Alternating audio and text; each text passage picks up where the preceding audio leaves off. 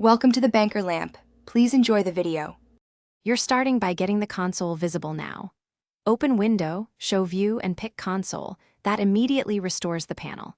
If you can't see it, reset the current perspective to return default layout and find hidden views. Also confirm your Java or external process is running because the console only shows output while a process is active. If no process is running, the view will appear empty even when visible. Once done, move to pinning and auto-open settings. Next, make the console automatically appear when your program writes output.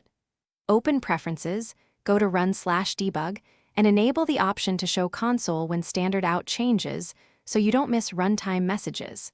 Then use the console toolbar to pin or unpin the view depending on whether you want output tied to a launch. Also inspect the console's filters and message limit.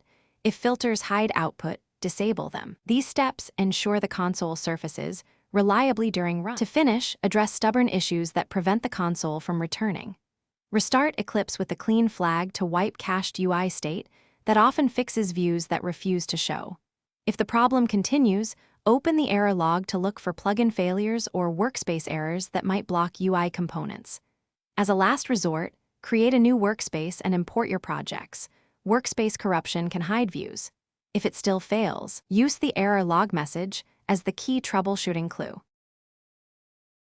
Thanks for watching. If this was helpful, leave a like and consider subscribing. See you next time.